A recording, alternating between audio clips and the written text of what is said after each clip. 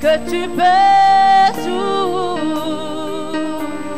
et que rien ne t'est impossible. Seigneur, fais-moi voir ta gloire, fais-moi voir ta gloire. Seigneur, fais-moi voir ta gloire, fais-moi voir.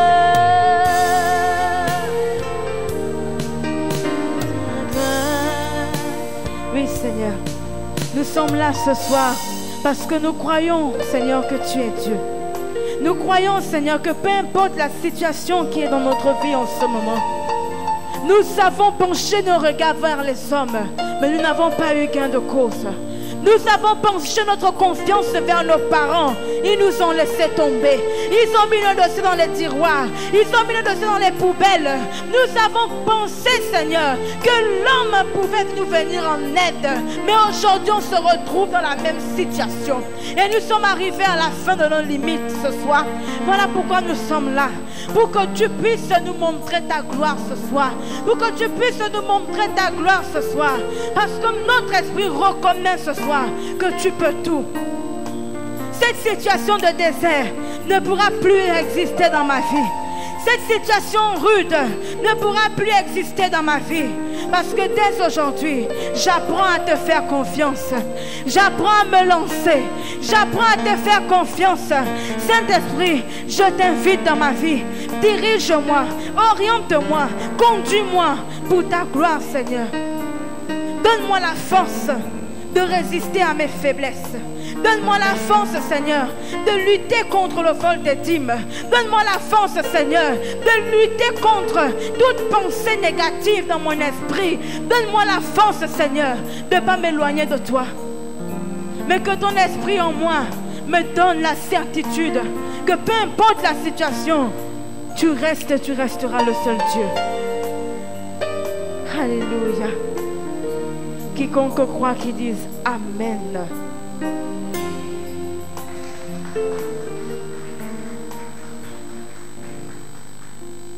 Alléluia. Bonsoir, peuple de Dieu. Asseyez-vous, s'il vous plaît.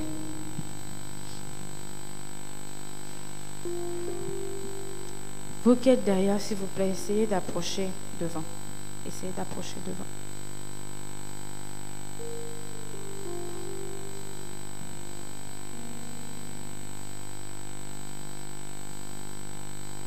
On va ouvrir nos Bibles dans Psaume 34, verset 18. Psaume 34, verset 18.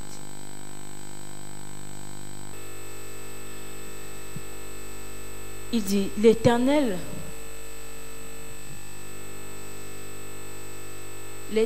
est près de ceux qui ont le cœur brisé et il sauve ceux qui ont l'esprit dans l'abattement. Amen. Verset 19. Le malheur atteint souvent le juste, mais l'Éternel l'en délivre toujours.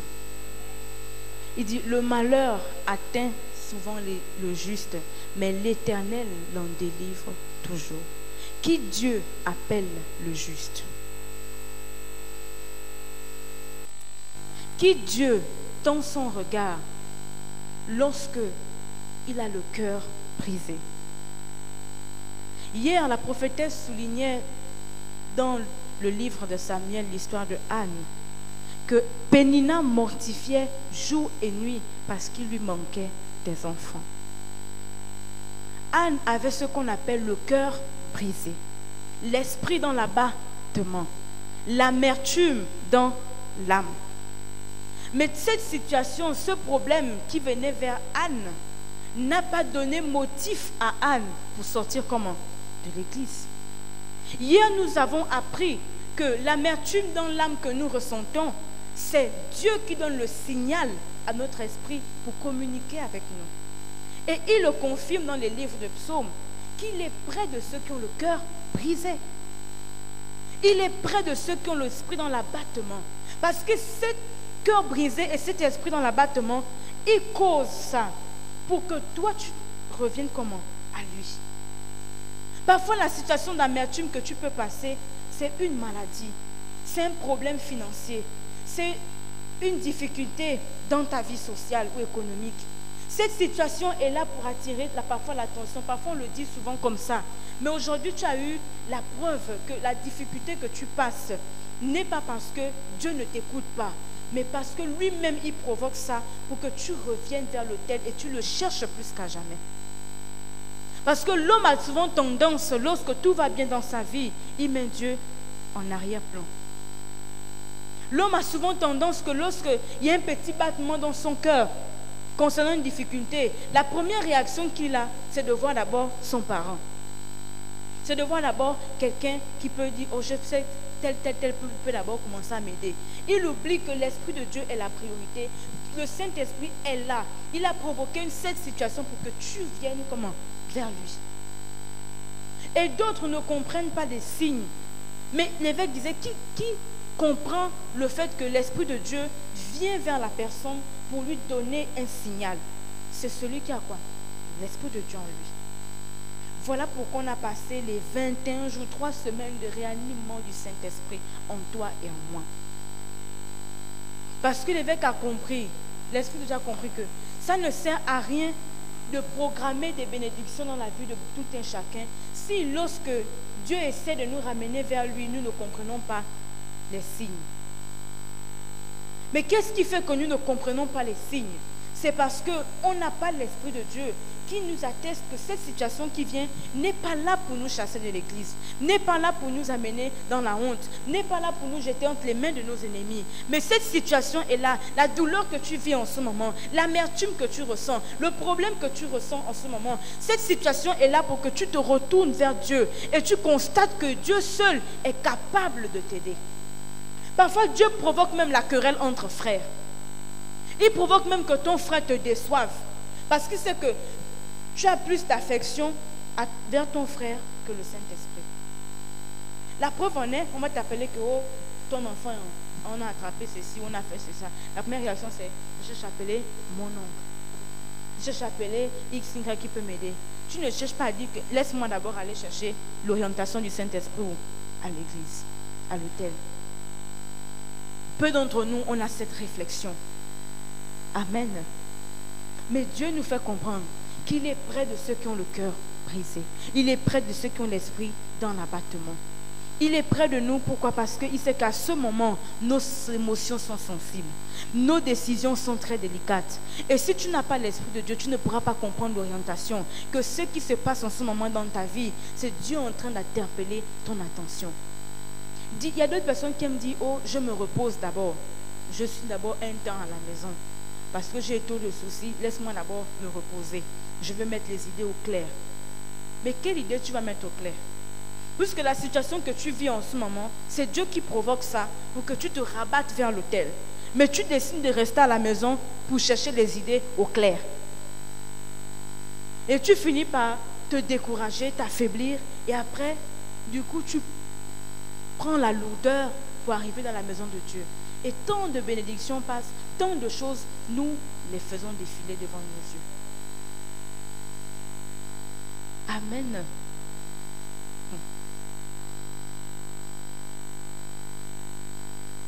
Verset 20. Il garde ses eaux. Verset 19, s'il te plaît. Le malheur atteint souvent le juste, mais l'Éternel l'en délivre toujours. C'est-à-dire la situation peut venir contre toi. Ça peut venir pour te terrasser. Ça peut venir pour t'affaiblir. Mais Dieu sait que il t'en délivrera comment? Toujours.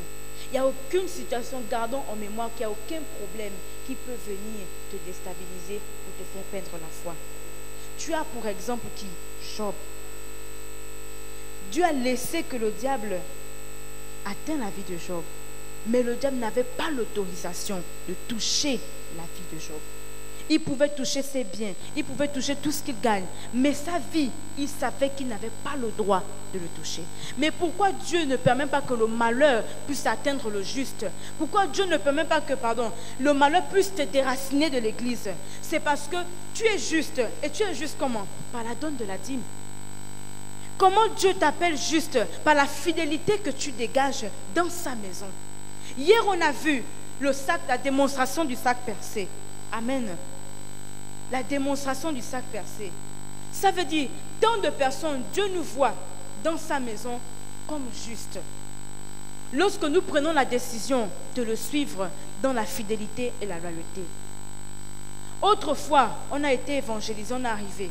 On a été baptisé d'eau. Ça veut dire on a abandonné la vie passée. On a décidé de vivre une vie correcte. Et à ce moment, lorsqu'on passe de baptême d'eau au baptême d'esprit, Dieu nous considère juste parce qu'on fait l'alliance et le vœu avec lui. Donc lorsque on est à l'église, on n'a pas de vœu avec Dieu. Tout ce qu'on va faire, c'est dans l'eau. Mais qui Dieu regarde pour délivrer du malheur? Qui Dieu regarde pour préserver la foi? C'est celui qui a fait le vœu avec lui et qui a l'esprit en lui. Dieu t'appelle juste parce qu'il trouve son intérêt en toi. Je disais à quelqu'un la dernière fois que parfois tu pries que je n'ai pas le travail, je n'ai pas ceci, je n'ai pas cela. Est-ce que quand tu as regardé un peu dans ta demande de prière, est-ce que tu as trouvé que Dieu avait son intérêt dans ce que tu demandais? Parfois, à certaines demandes que nous faisons, nous exigeons que Dieu réponde. Mais dans notre demande, nous ne vérifions pas s'il y a l'intérêt de Dieu. Le travail que tu demandes là, est-ce que Dieu a son intérêt? La femme que tu cherches, est-ce que Dieu a son intérêt? L'enfant que tu cherches, est-ce que Dieu a son intérêt? Anne a pleuré. C'est le jour où Anne a fait le feu avec Dieu. Dieu a vu l'intérêt dans la vie de Anne. Il a donné Samuel. Et quand Samuel est venu, il est venu pour la bénédiction de toute la terre d'Israël. Dans le vœu que tu fais avec Dieu, quand Dieu trouve l'intérêt en toi, il n'y a pas une barrière qui peut s'ériger entre ce que tu demandes et la réponse de Dieu. Mais quand il y a trop de difficultés comme ça, il faut revoir ma demande. Est-ce que ça bénéficie à Dieu? Est-ce que je suis loyal à Dieu? Est-ce que ce que Dieu me demande de faire, je suis dans les normes? Le démon s'installe dans la vie de la personne. Pourquoi? Parce que la personne en elle-même associe les eaux d'ombre. Aucun démon ne peut rentrer dans la vie d'une personne s'il trouve la pureté. Aucun démon ne peut rentrer dans la vie d'une personne s'il trouve la sincérité envers Dieu. Aucun démon ne peut habiter dans la vie d'une personne s'il trouve la loyauté envers Dieu. Il ne peut pas. Mais qu'est-ce qui fait que tout le temps, il y a le démon qu'on accuse, démon sort, démon sort. Mais le démon sort, c'est vrai. La nature a horreur du vide. Ton corps ne peut pas rester vide. On chasse le démon tous les jours. Mais ce démon qui est parti, il faut que ton corps, quand il est balayé, orné, il soit remplacé par l'Esprit de Dieu. Mais la procédure pour avoir l'Esprit de Dieu, c'est difficile de l'avoir pour toi. La simple dîme qu'on te demande de donner 10%, ce n'est pas pour toi, c'est pour Dieu. Ça seulement, c'est difficile. Mais c'est une grande porte pour toi, pour accéder dans les couloirs spirituels. C'est la grande porte pour toi. Et on a vu qu'à cause du vol des dîmes, on a percé le sac, un fil, jusqu'à... D'autres même, ce n'est pas seulement percé en bas, il y a les trous de partout. Amen. Dimanche, répare ton sac. Répare ton sac. Parce que Dieu veut te bénir. Dieu veut faire de toi quelqu'un de grand. Vous vous rappelez, ce début de cette année, Dieu a donné l'orientation à l'église. Il dit la vision que Jacob a vue, je vois le blé dans le désert. Il dit, dans cette maison, ce n'est pas les hommes d'affaires qui viendront de l'extérieur, mais il va élever dans cette maison des grands hommes d'affaires. Des personnes qui vont aller dans des hauts lieux. Mais tu entends ce genre de promesses. Dieu n'est pas menteur. Mais lorsque nous sommes là, Dieu envoie ça à son serviteur qui dit à mes enfants, voilà la vision prophétique que j'envoie pour l'église cette année. Mais Dieu constate que la bénédiction est en train de descendre. La fin de l'année n'est pas encore, on est en train d'approcher. Ils se rendent compte que, mais à chaque fois que la vision passe, les bénédictions passent, mais qu'est-ce qui ne va pas que mon peuple n'arrive pas à recevoir ce que j'envoie comme orientation? Ils n'ont attendent d'abord. L'Esprit de Dieu vient avec une autre révélation. Ça ne sert à rien de prendre une bénédiction déposée dans la vie d'une personne que je sais que ça va finir par tomber comment? Et je me rends compte que toute une vie, j'envoie, et la personne ne reçoit pas. Ça tombe par terre. Donc avant de recevoir, c'est comme je disais à quelqu'un après la réunion que tu ne peux pas venir déposer la dîme et tu ne répares pas le sac. Amen. Tu vas négliger l'offrande de ton sac percé. Tu vas négliger ça. Tu ne peux pas aussi voler dans la dîme pour faire l'offrande. Dieu te voit. Je dis la dîme, c'est la dîme. L'offrande, c'est l'offrande. Ta dîme, ce n'est pas pour toi, c'est pour Dieu. Donc quand tu as ton revenu, enlève ta dîme et fais ton offrande. L'offrande, c'est le sacrifice que tu sors de toi, la douleur que tu sors de toi pour dire, Seigneur, je suis consciente que moi-même j'ai percé mon sac de bénédiction. Je veux réparer. Et tu viens venir avec ça sur l'autel, déposer ton offrande. Je répare mon sac percé. Et ce dimanche, on aura des aiguilles. L'aiguille représente la fidélité. Tu vas toi-même coudre ton sac. L'acte prophétique que je parlais dimanche, les actes prophétiques. Quand tu vas coudre là, la prophétesse disait, veille que toi-même tu ne passes plus comment? Le couteau pour déchirer encore.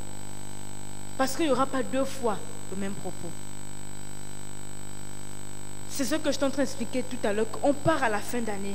Dieu envoie ce propos pour te conserver. Parce que c'est que si en fin d'année, quand il va décharger sa bénédiction sur toi, ton sac a un gros trou comme ça là, tu vas aller où avec? Donc même quand tu vas passer, tout le monde va dire bonne année. Toi tu sais que ton sac encore, il y a le trou. Donc c'est pour la question, mais pourquoi chaque bonne année, c'est seulement la bouche? Toutes les années passent, on reçoit. Amen, ça tombe même. Mais jusqu'à, je ne vois rien. Je vois les choses venir, mais je n'attrape pas les choses.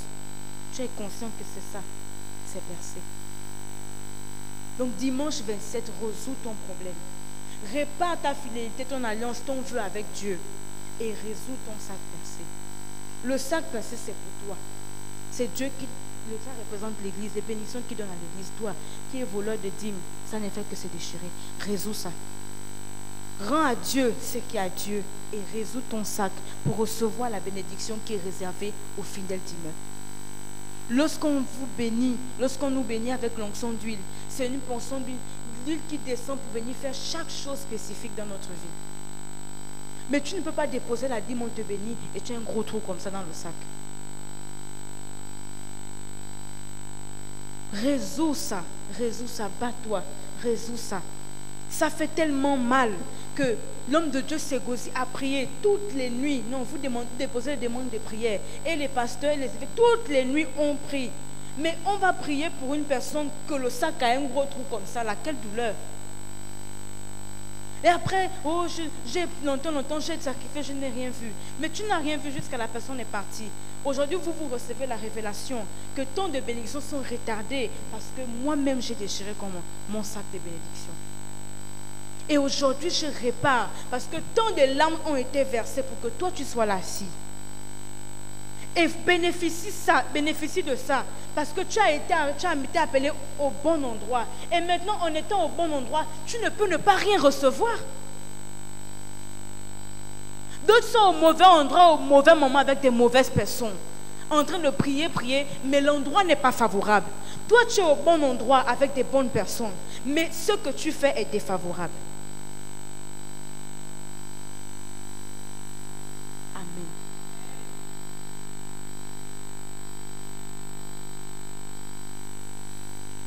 Quand quelque chose retarde dans notre vie, questionnons-nous d'abord, avant de pointer du doigt à l'autre. Questionne-toi d'abord, Seigneur, pourquoi tant de choses? Pourquoi? Et Dieu va te répondre par la bouche de son serviteur. Et quand tu vas t'asseoir là à la réunion, Dieu va répondre à tes interrogations que tu t'es posées dans ta chambre, dans ta prière. Par la bouche de son serviteur, il va te répondre. Que oui, voilà ça. Ce propos vient pour quelqu'un. Ça vient pour quelqu'un. Parce que quelqu'un a tant pleuré pour quelque chose. Et Dieu le révèle que voilà pourquoi tu n'arrives pas à voir ce que tu cherches depuis longtemps. Parce que ton sac est percé. Toi, peut-être tu négliges ou tu prends ça à la légère. Mais je sais dans mon esprit que quelqu'un va être béni par ce propos. Dieu a envoyé ce propos pour quelqu'un. Il y a quelqu'un qui pleure jour et nuit que Seigneur, il y a cette situation dans ma vie, je ne comprends pas. Et pourtant je me bats. Mais qu'est-ce qui ne va pas? Dieu lui révèle par ce propos, par la bouche de son serviteur, que mon fils, tant de prières ne suffisent pas. Répare tes erreurs. C'est ça, veiller et prier. On prie et on veille qu'on ne fait pas d'erreur. Parce que ça ne sert à rien de prier et ne pas vérifier que ces erreurs sont arrangées.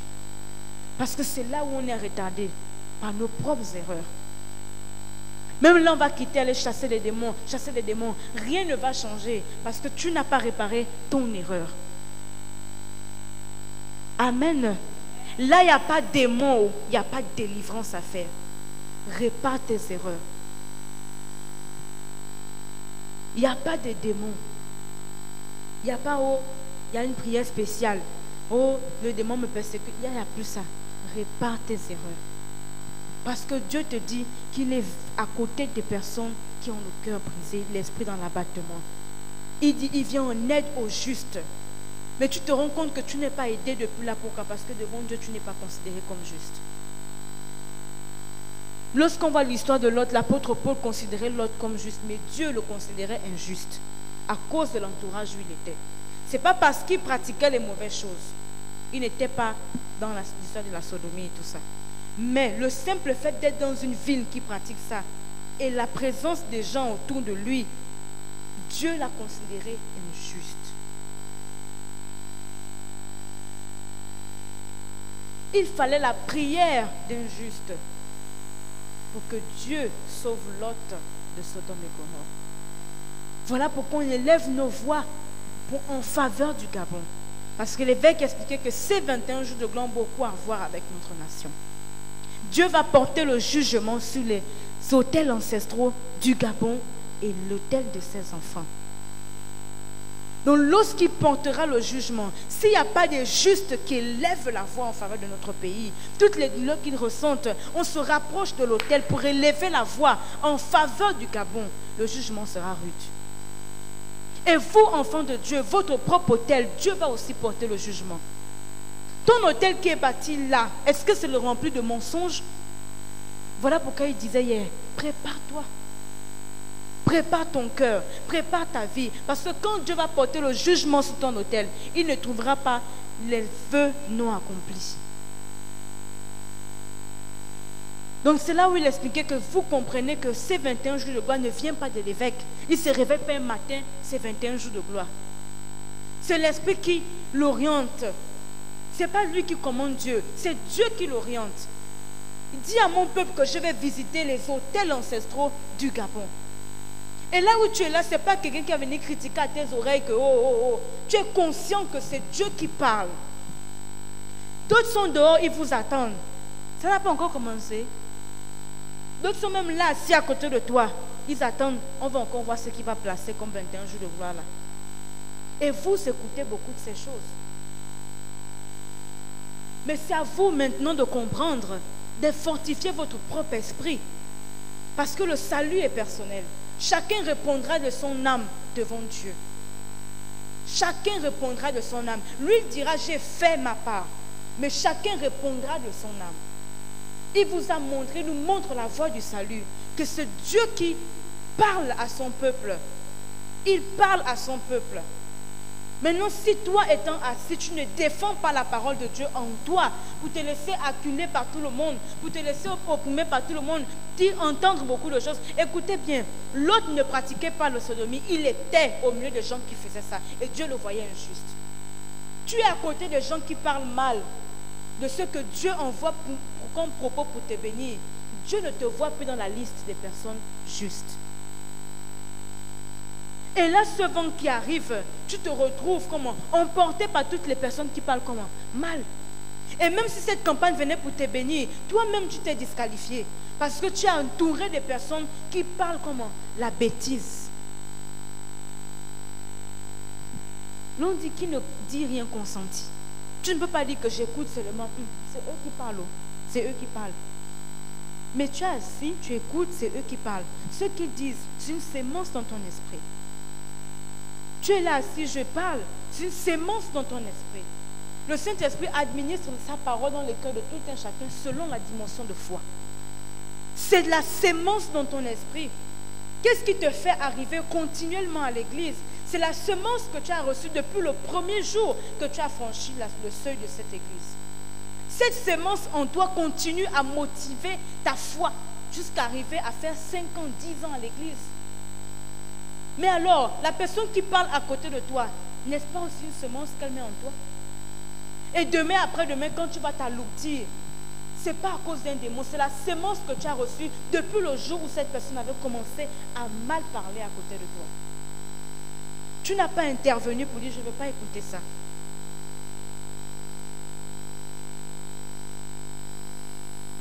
Amen. Cette campagne, nous devons nous lever tous en accord. Jusqu'à nouvel ordre, nous devons prier pour notre pays. Mercredi, jeudi, vendredi. Ça doit rester en nous, gravé en nous. Parce que Dieu vient juger les autels de notre pays, de notre terre. Et s'il n'y a pas des hommes justes qui se lèvent pour implorer Dieu, aïe. Vous savez que la terre du Gabon, avant qu'il y ait des maisons construites, là, c'était rempli des hôtels partout. De butis partout, que la forêt, même là encore, tu rentres dans les quartiers, ils sont pleins alignés. Tu penses que c'est une maison, mais c'est l'hôtel qui est là. Donc un pays qui est rempli de personnes, des sacrifices comme ça, de gauche à droite, tout ça là. Vous pensez que quand on parle de jugement, on est déjà condamné avant d'avoir commencé le jugement. Donc Dieu cherche quoi? Il regarde les autels de ses enfants et l'autel du Gabon. Mais les autels de ses enfants représentent les justes qui vont élever la voix en faveur de ce pays.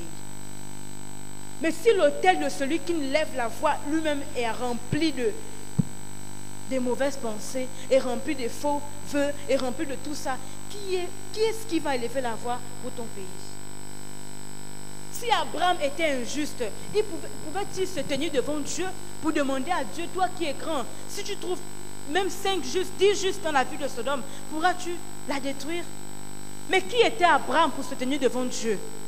Abraham n'était personne juste qu'un homme juste. La loyauté, la fidélité d'Abraham et le sacrifice d'Abraham a donné accès à Abraham dans les couloirs de l'esprit pour permettre de supplier Dieu en faveur de son frère et sa famille. Mais lorsqu'on regarde la vie d'Abraham, il ne volait pas les dîmes. Abraham n'avait pas du mal à sacrifier. C'est à cause de ça qu'il a pu accéder dans la présence de Dieu pour le supplier pour son frère. Parce qu'il savait que Dieu devait même juger Lot. Il envoyait les anges pour faire le rapport. Et après, il a envoyé le feu et le souffle. Donc tout le monde, Dieu voyait Lot injuste. Tous devaient périr. Il fallait qu'Abraham élève la voix. Et c'est ce que Dieu te parle ce soir. Il faut qu'un homme élève la voix. Et ton autel ne peut pas être rempli d'injustice. Répare tes erreurs. Avant que 21 jours de gloire commencent, répare tes erreurs. Si tu ne volais pas les dîmes, si tu volais les dîmes, répare tes erreurs. Arrête. C'est ce qu'on a parlé depuis mercredi. Fais mourir la chair. Qu'est-ce qui fait que tu arrives toujours à le faire? Parce que ta chair n'est pas encore morte. Colossiens 3,5. Ta chair n'est pas encore morte. C'est ta responsabilité de faire détruire ton corps physique. Les membres de ton corps ne peuvent plus répondre. Lorsque tu tiens ton revenu entre tes mains, le Saint-Esprit en toi te donne la force de retirer ces 10% avec la joie. Parce que tu sais que ce n'est pas pour toi, c'est pour Dieu. Et l'existence de Dieu reconnue en toi te donne la force d'enlever ta dîme. Parce que tu sais que c'est pour Dieu, ce n'est pas pour toi. Si tu es un homme marié, tu ne peux pas avoir ton salaire, tu as ta femme et les enfants à la maison. Quand tu as ton salaire, tu vas directement au bar, tu finis tout. Après tu viens à la maison mourir. Donne-moi à manger. Donc la femme là devient quoi? Elle va te quitter. Que tu ne me reconnais pas. Les enfants que tu as laissés, tu me prends pour qui? Elle va prendre ses bagages, elle va partir de la maison. Mais un homme qui est conscient qu'il a une femme et les enfants, il sait qu'il a même son salaire à la maison, il départage, il donne à la femme sa popote, les enfants ce qu'il doit faire, et le reste la maison, et le reste c'est pour lui.